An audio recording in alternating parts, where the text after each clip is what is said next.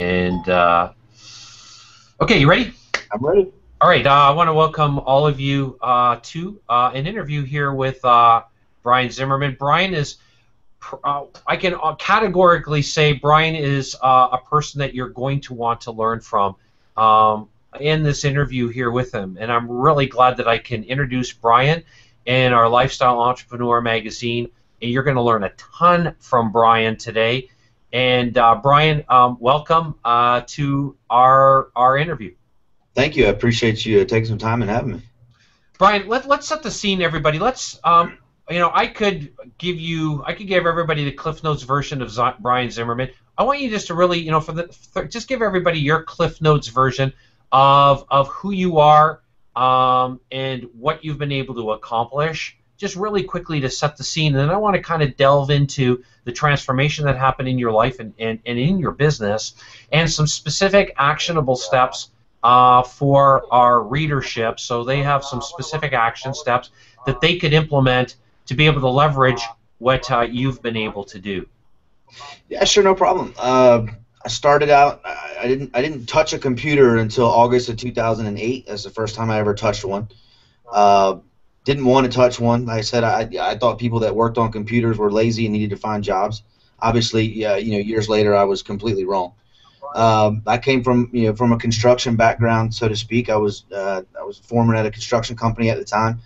My uncle got me into something called AdSurf Daily, which the FBI wound up coming in and taking over. So that was my first online experience.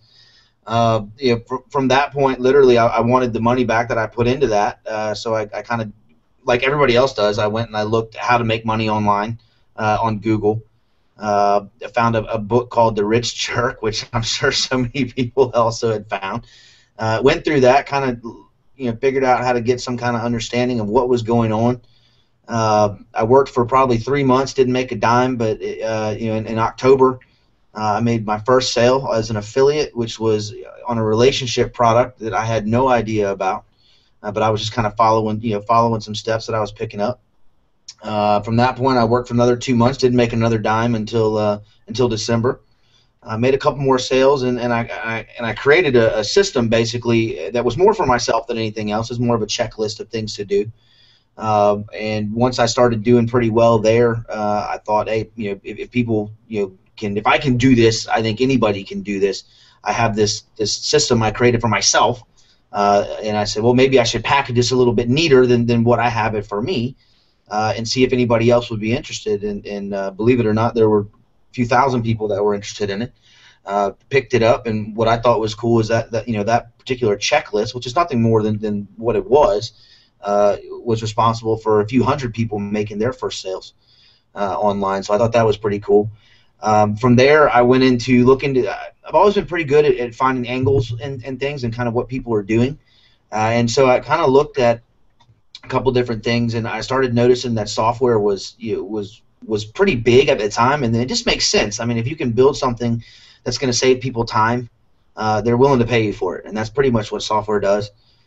So went to a couple marketing events. Found myself a really good programmer named Chad Castleman, who's business partner to this day, great friend of mine. And I found myself another partner at another event, and his name's Brian Rose. The three of us kind of got together. Me and we call him EBR. Had some wild ideas to do some different things, and one of the things that me and him were doing was doing what we called the webinar tour, where we would book webinars for people and go to different people and say, hey, we have this presentation. Would you be interested in hosting it? And we'd work with the people doing the presenting to make sure their presentation was clean and it would sell well. And we did that for a little while, and then we came up with the idea to actually build a platform that would allow people to promote a webinar. So you could have one person basically running a webinar, and you could have multiple people promoting that webinar. And that's where a website called Webinar Swaps was started. And to this day, I still believe it's the only one on the internet that actually functions that way. It's connected to PayPal adaptive payments, so affiliates can get paid instant commissions when a sale happens. And then we started looking at other platforms. Like, well, hey, we built this. nobody thought we could pull this off. Let's see what else, there's holes in different platforms that people were using for affiliate marketing. And as marketers, with some experience prior to, it's kind of, we looked at it and said, okay, all these platforms were built by guys who are software guys. We're actually marketers who have, a software guy, and Chad was a Fortune 500 company programmer. So he's pretty much cream of the crop. And he had gotten out of corporate America and started working with us, so to speak. And we said, why don't we just build an affiliate platform that's what marketers want, the features that they want, how they want it to function, how they want it to work, what they want it to do. And so we sat down and really grinded on it for about 2 months as to what features and how we wanted things to work in a platform if it was us building it for ourselves. And once we did that, we turned around and we had a select group of guys that were really good marketers themselves. We showed them what we had, and we said, now what would you like? And so they threw in bits and pieces that we didn't think of, and we just built it. And we built it, and we came out with it, and that's what JV Zoo is. And to this day, we still ask other marketers, hey, how do you want something to function? What's your ideal way of promoting something or listing something or doing something? How would you like that to work? And to be honest with you, a big part of that is I'm technically stupid as far as tech-wise goes. I have Chad for that. My response is, Chad, I need this done. Chad will try to explain it. He doesn't anymore, but at the time he would try to explain it, and I'm like, no explain, just let me know when it works. And so that's literally how we do it. So, but the setup is very, very simple. Everything is set up on one page. So that's been a real big benefit to everybody. Let's step back a little bit, if I can. You mentioned the word affiliate, and I know there's going to be people that are watching this. They watch our magazine because there's video, and then they're reading it on their iPhones, their iPads, etc. In your words, what is your definition of an affiliate, just so that everybody is on the same page? An affiliate is somebody that, my definition is, an affiliate is somebody that is doing advertising for you, basically. So if I have a product that I'm selling, an affiliate would be somebody that would come in that would advertise my product for a commission of that sale. So if I'm selling something for $100 and I have a 50% commission on it, that affiliate is doing my advertising, for me, and getting $50 out of that $100 sale when it happens for doing that actual advertisement. They don't have any, there's no fulfillment requirements, there's no anything. All they're doing basically is sending me traffic. And if their traffic makes a sale, then I pay that person a percentage of the sale. One of the things that you've been really good at doing, and I got a few questions here that I want to delve into in terms of your opening remarks, but the best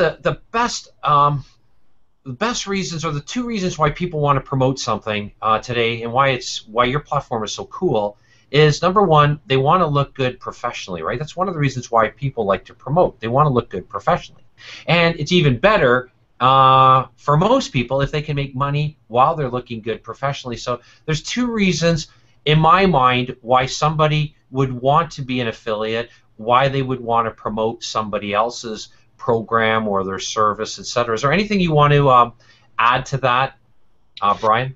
Yeah, I think, you're absolutely right on those two. You obviously want to look professional to those people that you're going to promote to, because those are your people, so to speak. You don't want to be just trying to throw something at them that's either not going to help them or benefit them, just so you can make some money. People are not stupid. They'll see right through that. Maybe not the first time, but you only get one or two cracks at that. The other thing of it is, I think, promotion-wise, is a lot of times it will actually add to a benefit of something that you're already doing. So if you're training people one way, or you're showing them a certain method, and somebody has a piece of software that's able to automate a piece of what you're showing them and saves them 3 hours of time, that's obviously something that's beneficial to what you're teaching your followers, so to speak. That's it's the whole affiliate model, if done properly, is absolutely brilliant. When I started my own coaching consulting business, one of the things that I did to make myself even more valuable is I went to a strategic alliance partner that I had, say, hey, would you mind if I sell your program, your service, and bundle it into mine? So when I sell my program, I'll sell a component of yours, and I'll pay you. And that person was, yeah, because he was doing media, and I said I'd like to help you sell your media program. So people love that, right? When you become almost, if you will, the advocate of their business, and you want to feature and promote them, and it really makes you very desirable in the marketplace, as you've become unbelievably desirable. And we're going to talk more about that very shortly. Brian, you mentioned something else that I want to pick up on. You said, going back, that you're really good at finding angles. That brings me to a quote in business that in today's marketplace, you don't necessarily have to be better. You just have to be different. You don't have to be better. You have to be different. It's not to say that you can't be better, and you want to position yourself as better, but you don't have to be, especially if you're starting new in business. And it's really difficult to build some traction because you think I got to be better than, and there's just so much noise online, and you've created a really good system to stand out. That whole notion of being different and finding an angle. Can you talk about that on how you found, or how your process of finding an angle in the market that allows you to just be different, and then celebrating that difference, if you will, around building the business model from that? I like to look at what other people are already doing, because the angles are there. You just have to kind of pinpoint where they're at. Usually people do things in masses, so to speak. Like it's almost like the trickle down effect to an extent. Somebody will start something, and then if it's successful, you'll start to see everybody start to follow that same path, so to speak, because obviously they want the same kind of success that the person that started it is. But if you can step away from that for a moment and not get so geared in and focused on what that person is actually doing, as far as like methodically how they're doing, but what the end result is. What's the end result that person is doing? So if you have 5,000 people doing something the exact same way, it's going to be a little bit more difficult for you to tap into that because there's so many people doing it. But if you look at the end result of it and you say, okay, this is where he's getting and this is what they're doing, how else can I do that in a different way that bypasses some of the things that these people are doing?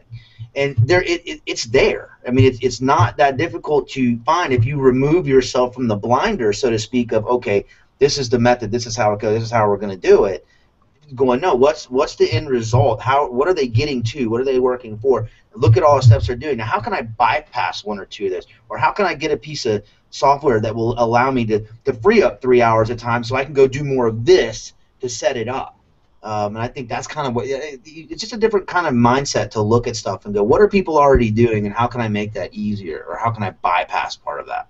Right. And so it's sort of like anybody that's baking chocolate chip cookies is an example. Everybody's got their own little different step that they do. The end result is making that delicious chocolate chip cookie. But people that are really good at doing chocolate chip cookies probably have their own little different tweaks of inverting a step or doing something a little bit differently that gives them the end result, but it's done from a different standpoint, a different angle. So Absolutely. Thanks for bringing that out. No problem. I want to talk about JV Zoo and what you've been able to do with that. Literally within about 2 years, and give me if you've got a specific time frame, but within about 2 years, you were able to go from like literally 0 to about 50 million, which is almost unheard of. It is heard of in the business world, true business world, where people know how to build companies. You've been able to do it in an unbelievable time frame. One of my speed to market principles is that you've got to be able to make speed your competitive advantage. So help our listeners. Walk us through what you were able to do, and if you could break that down into maybe 2 or 3 critical steps that allowed you to grow that fast. And then I want to talk to you a little bit about speed and get some suggestions from you. So yeah, we launched JV Zoo in November of 2011. So it's been around a little bit over about 2.5 years now. The first thing we did literally was we looked for an angle. What were people doing? How were people doing it? What were they complaining about? What were they complaining about the other systems that they were using to do it, and how could we immediately come out with, come take that complaint away and give it to them. Right. So you don't have to complain about this anymore. Here you go. And so that was the first one. I mean, we really looked and we thought about what people were up against, how they were using it, what they liked, what they didn't like, what the loudest complaints were, and we made sure that we took care of those first. So when we did come out, that they couldn't say, oh, well, I would rather it have done this, I'd rather it have done that. So that was the first thing. And that's with anything. If you remove yourself from the equation for a minute and you actually listen to what everybody else wants, you're a lot better off than if you go into it thinking, well, this is what I want, instead of, and I'll give you a prime example of that. We launched the site with a header that was on the website that was just, I look back at it now and I cringe. And it had these two white tigers, and it said JV Zoo, where affiliates roam in herds. And that was my idea. That was my idea. And I was like almost married to this header, and my other two partners, they were like, dude, we don't need to launch with that header. I'm like, no, the header stays. And as soon as we cut it loose, all I heard, was like, well, great site, but man, they got to get rid of that header. And so I look at that and go, okay, not what you want. It's not what you want. It's what everybody else wants. And they were right. So that's the first one. The second one is to listen. Once you come out and you've done your research and you find your angle and you come out and you've taken away the complaints of everything else that you came out up against, you're not done. Now you have to actually listen, because people will go in there and they are going to pick it apart. And they're going to say, well, it would be better if it had this, or if it would be better if it had this, or if it worked this way, it would be better. So you take all that in and you see what the top things are that people are saying, hey, it needs to be this or it needs to be that. And then you actually do it. You actually put it into place, and you can come back and you say, here, we did this. This is what you wanted. We did it. And you'll be amazed at how far that goes. It's like, oh, wow, they're actually paying attention to us. Not used to that. Because you see a lot of companies, that get big enough to where it's not that they're not listening. It's just that they don't have the hunger that they had when they first started out. And so you actually listen, and you'll be amazed, because word of mouth is better than anything else. And if you get that word of mouth going, that these guys actually listen and they're paying attention and they want it, they want to make it the best platform, and those kind of things, then you'll get a lot more respect and a lot more people using it. The third thing I would say is to not set your sites too low. We came out and we wanted to go right after ClickBank, which was the biggest affiliate marketing thing at the time, and we got told, you guys are crazy. I'm like, but why are you crazy? I mean, it's one of those things where it's like, it's almost like if you see a really hot woman and you want to go talk to her, but you're scared to go talk to her. I've always said, what's the worst thing that can happen? The worst thing that can happen is she's going to say no. But what's the best thing that can happen? She might say yes. But if you go up to her and you ask her and she says no, are you in any different position than you were before you asked the question? No, you're not. You're still in the same position. But if she says yes, are you in a different position? Absolutely, you're in a different position. So it's the same thing. You guys can't on ClickBank. They're too big. Whatever. Says who? Nobody said we can't. So if you go into it with no barriers and no stipulations, so to speak, about what you can and what you can't accomplish, the door's wide open. You just got to kick your foot in it. Let me just summarize those 3 steps, because they're fantastic. The first one is have a different angle and go after the pain and the frustration that exists in the marketplace immediately.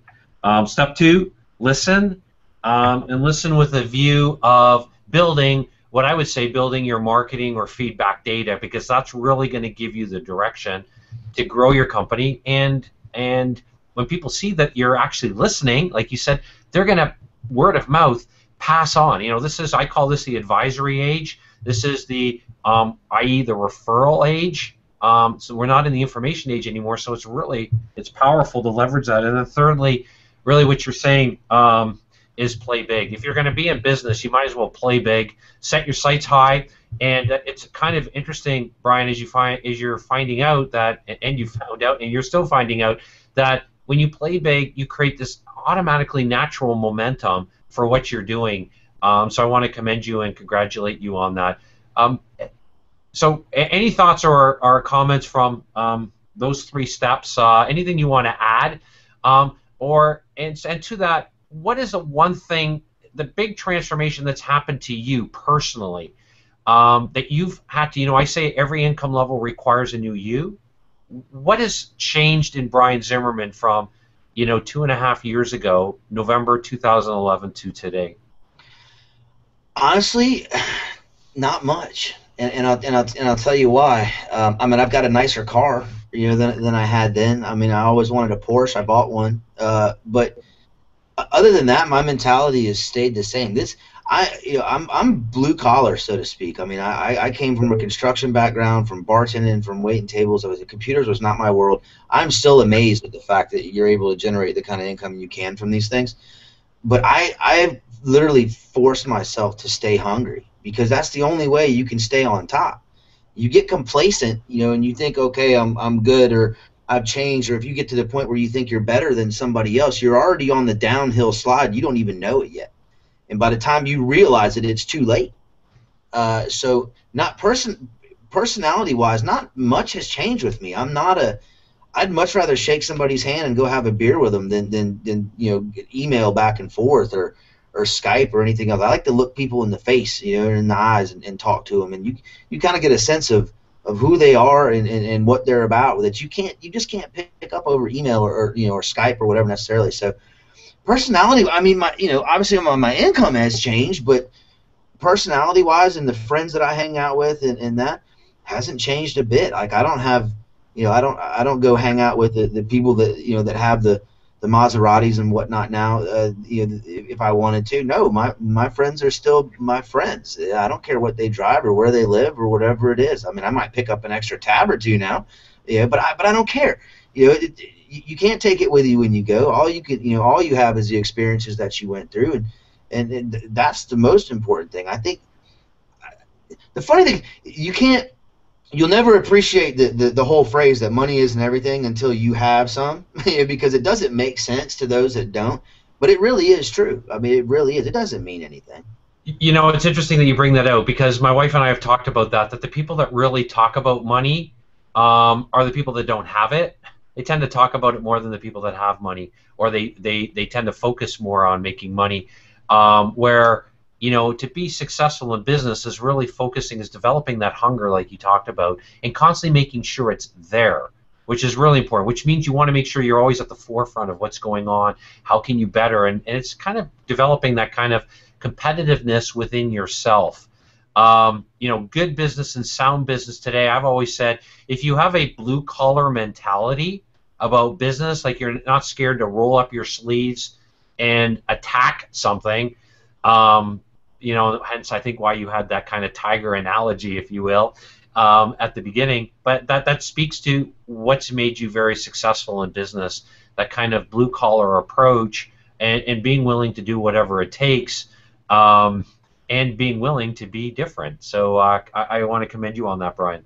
Yeah, it amazes me, and this is nobody's fault. Well, I don't want to say it's nobody's fault, but it amazes me when people leave the brick and mortar world, and and it doesn't matter if you owned a company or not. When you leave the brick and mortar world and you come online, all of a sudden, all the things that made sense in the brick and mortar world, people just throw out the window. Like, if you didn't show up to work, you got fired. You know what I mean? If you didn't have whatever it was you had to have when you're supposed to have it, you got fired. If your wife or your husband came into your job and started complaining about the dishes weren't done, your boss is going, "Why are they here?" And if they come back, you're fired. But you get online, and all of a sudden, all that goes away. It's not like, oh, your power bill didn't go away, and your clothing bill and your food bill, all that stuff still goes away. What you don't have is somebody standing over top of you going, "If you don't do that, you're not going to have a job." You know what I mean? But you don't. It just goes right out the window with so many people. I'm like, how can you think that way? It doesn't change. You just have to be more focused now than you were before. So it's interesting to watch. How do you, just out of curiosity, how do you hold yourself accountable? Because it's really an issue of accountability, right? What is it that you do? A couple of suggestions, one or two suggestions on helping all of us, myself included, on becoming even more accountable for what we do, because we live in our own little worlds, right? That we can do whatever we want. So, yeah, a couple of suggestions. I'll give two. One, and one's a little bit longer than the other one, but one, write everything down. Write every single thing down. That you want to do, that you want your business to do. Write it down, and then write everything down that you're going to do to get there, so to speak. I think the one thing that I do that most people that I run into don't do is it's so easy to get distracted on computers and everything else. I will literally write down exactly what I need to get done tomorrow on a piece of paper the night before. So when I wake up, I've already seen exactly what I need to do, and I will go through and do those things that I need to get done before I do anything else. And if I get those things done, the day's been productive, and it coincides with the other things that I've written down as to where I want to get to. If you can do that, I'll give you a little experiment to do. And most people will say, "Well, I don't have that much time." Most people only work 30 minutes out of a 4-hour block, actual work. You might sit here, check an email or whatever it is, but most people only work for 30 minutes. And if you think that's off, for the next week, write down every single thing that you do on a piece of paper. When you sit down at your computer, write what time it was you sat down. When the phone goes off, write what time you pick it up, what time you get off. If somebody interrupts you, write it down. I mean, every single thing that you do during work time, write down the times that you started and you stopped it for a week. And then go back and look at that sheet of paper, and you will be amazed how much time you have that just got wasted not doing productive stuff. If nobody believes me until they actually do it, then they come back and go, "Wow, you were right." Yeah, I'm right, because I did it myself. But if you do that and you write down your tasks the day before, you're 100 times more productive. You can do more work in a 33-day period if you work 4 hours a day than most people will do in an entire year. Scary, but it's true. The other thing that I would say to do at the end of the day, ask yourself an honest question. What have I done today to improve my business? You can't lie to yourself. I mean, if you can, you need to go, you have other issues you need to work out. But ask yourself the honest question, what have I done today? And if you wrote everything down the night before, you have the answer to that. And you can walk away going, "I was productive today. I did that." But if you don't, well, what did I do? And if you have to think about it, you're not doing it right. I want to commend you. You are so consistent, and it's the reason why you've been so super successful. You reinforced a concept that you stated at the beginning of our time together, and that was beginning with the end in mind, focusing on what results. You mentioned starting with the end result. That's what you want to start with. And then taking a look at the different unique angle that you can get the same result, but in a little different way. And you said the very same thing and reinforce that. And I want to commend you on that. The coherence and the consistency of your thoughts and your actions are what has given you the results and the success, Brian, and what will give other people the same results and success by just mimicking and modeling what you're doing. So I wanted to just a special note on that. My second to last question to you is this. Actually, my third to last question. There's one more question that I want to just bring up. We've mentioned JV Zoo, and I want to give you a couple of moments here to talk about JV Zoo. Talk to our readers about JV Zoo. JV Zoo is an affiliate platform. It runs through PayPal's adaptive payment process, which I won't try to explain that. Just know you can get paid instantly, right. Instant commissions. And what it does basically, it allows anybody to have a product set up and running within about 5 minutes. The setup on it is very easy. I pretty much demanded that it be set that way because I'm not very technical. It had to be simple to set up. But it allows you a lot of functionality. It's very easy to list products. It's got a very large affiliate base. The system itself is very, very smooth. It's just a great platform, to run your promotions on, to run your products on. Affiliates love it, vendors love it, and the platform itself just speaks more to the volume of how fast it's grown. Because it's not me and it's not EBR and it's not Chad. People might like us, regardless. But if our platform sucks, they're not going to use it. It's just that simple, whether they like us or not. So the platform, I think, it's kind of moved away from being our platform and being kind of more of its own thing, which is exactly what you want. And I think that speaks to the actual platform itself, is how easy and how smooth and how comfortable it makes people to use. You've got obviously a supportive wife and family behind you. what would be the one thing that your wife would say about what JV Zoo has allowed your family to do? That just, what would that one thing be that she would say? Well, she shops on Amazon a lot more than she used to. Yeah. um, I don't know if my wife would say much about it because she stays completely out of the business side of things. She still doesn't quite understand the way that it works. Uh, she's thankful I'm home a lot more than what I was. I mean, when I was doing, I lived on 3 hours of sleep for probably about a year and a half doing construction and learning the online thing. But it's good question, but I don't know how she would really answer. I really don't. She doesn't understand this side of it, but she knows the bills are taken care of, and the kids are good to go, and everything else is fine. I think she's appreciative of that more than anything else. More basically, I'm doing what I have to do to take care of my family more versus what actual JV Zoo has done. Less dirty laundry, right? Yeah, exactly. It's easier. It's easier not to have to go home and explain to her exactly what it is and how it works, and everything else. It's just everything's fine. Just you can hit Amazon again if you want to. Okay, good. My last question for you, Brian, is this. What is the one question that you would love to be asked that no one has ever asked before? What is that question? What do you want to do when you're done? Because everybody always talks about what's your monetary goals, what's your what do you want to build up to, what do you want. The thing of it is, honestly, is you're only here one time, and nobody's ever come back and told anybody any different. So you can't work your entire life away, I think, because you can't take it with you. The last thing I want to do is be some dude in a wheelchair or a rocking chair at 90 years old going, I wish I would have done more. I wish I could have done this. I wish I should have done. I don't want to do that.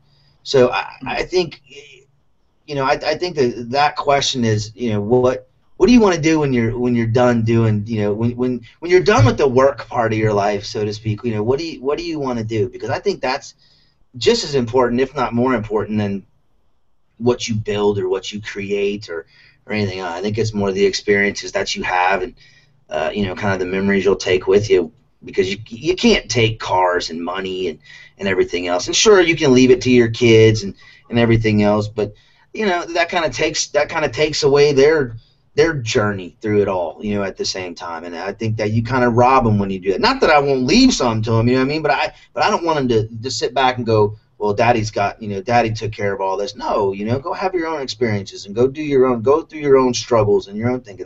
That's what kind of gives you that full circle, lifespan, so to speak. I think is so important. Yeah, no, those wise words, and the one thing that you are leaving too, whether you realize it or not, but you're leaving a legacy for your children, and a legacy that you're not just leaving at the end of your life, but a legacy right now. You're modeling for your kids entrepreneurial skills, how to sell and market what you do. Those are skills that aren't being covered in the traditional academic setting, which I come out of. So I want to just commend you on the world needs more Brian Zimmermans. And Brian, our goal in Lifestyle Entrepreneur Magazine is to help people build what I call an ROIT business, return on invested time. And you certainly created an amazing business model that fits that definition, and I want to commend you on that. Thank you. A last-minute word that you'd like to leave for our readers. Yeah, don't believe everything everybody tells you as far as what you can and what you can't do. The only walls that you've got are what you put in your own mind. And if you have the will and the drive to actually put your mind to it and do it, I mean, there's not anything you can't accomplish. At the same time, with that, don't overwork yourself to the point to where it's not enjoyable anymore. Not saying it's not going to be a struggle, but you remember to live. Don't just exist. There's a difference, and you don't want to be one of them people sitting in the chair going, "Wish I would have done more when I had the opportunity," because you won't get that chance again. Right now is the oldest you've ever been and the youngest you will ever be. Words well stated, Brian. Thank you very much for your time. I've really enjoyed our time together. Appreciate it. Thank you so much for having me, Glenn. Yeah.